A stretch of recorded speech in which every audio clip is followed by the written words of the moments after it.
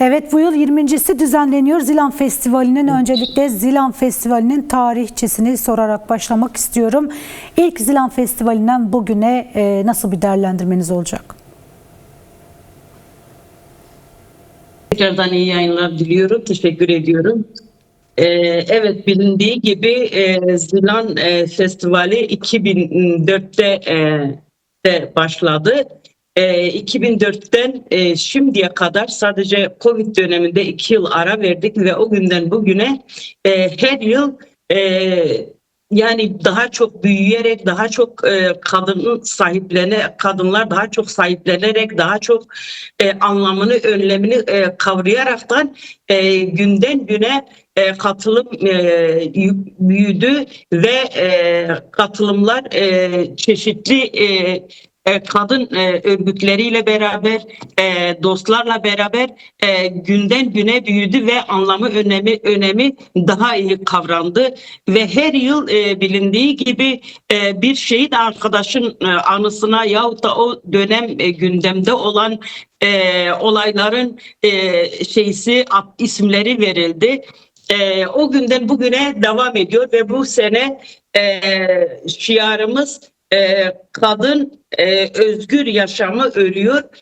Şiarı altında 20. Zilan Festivali yapılacak.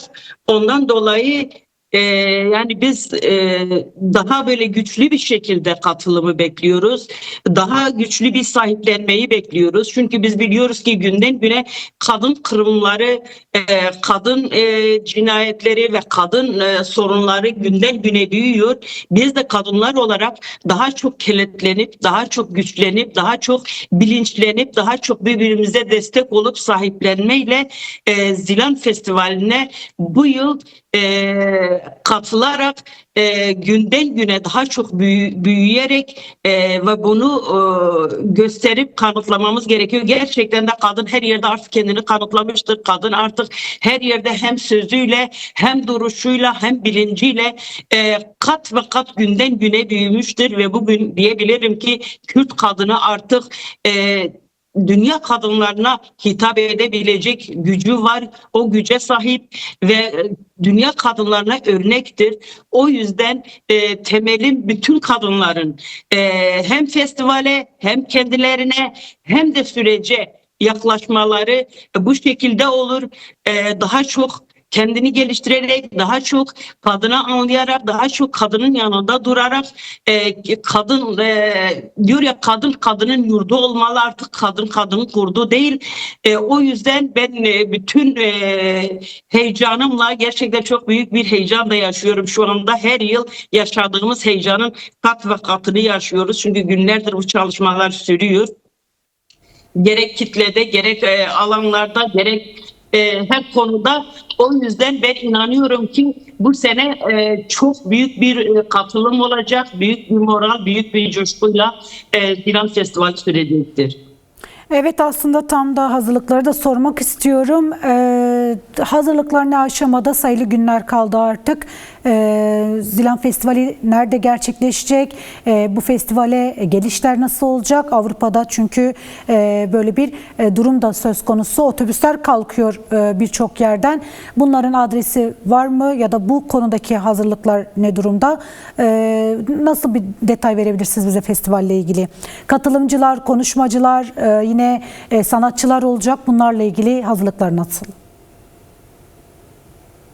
Evet, biz diyebilirim artık son günlere girdik ve son aşamada artık yani bütün hazırlıklarımız tamamdır. Misafir konaklanmasından tut bütün hazırlıklar, standlarımızdan tutalım, gelir gider araçlarımızdan tutalım, her yerde birçok yerde otobüsler tutulmuş. Onun yanı sıra özel arabalar devrededir. Özel arabalarla zaten gelinecek. Zaten yakın bölgeler hepsi kendi arabalarıyla katılır gelir ve trenlerle katılım olacak. Birçok uzak yerlerden de katılan arkadaşlar, otobüsleri tutulmuş ve otobüsleri hazırdır. Şu anda hiçbir sorun yok. Diyebilirim sahneden tutun yani bütün standlarımıza kadar, konuşmacılarımıza kadar, katılacak olan sanatçı arkadaşlara kadar, Zarukma'dan Ahmet'ten gelecek olan Zarut Maya'dan tut, yani bütün hazırlıklar şu anda tamamdır. Yiyecek içecek konusunda sorun yok ve Dortmund'da bu sene geçen sene yaptığımız büyük festivalin yeridir. O konuda da sorun olmayacak. Adres belli zaten.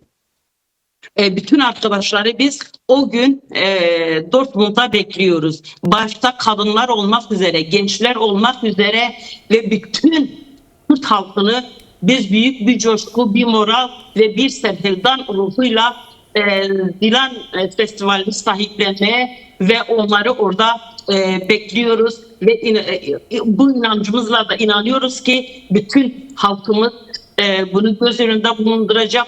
Onlar da bizim gibi heyecan içerisindedir ve o gün o festivale gelecekler coşku ve moralla festivalimizi Sepkettin'le bitireceğimize inanıyorum.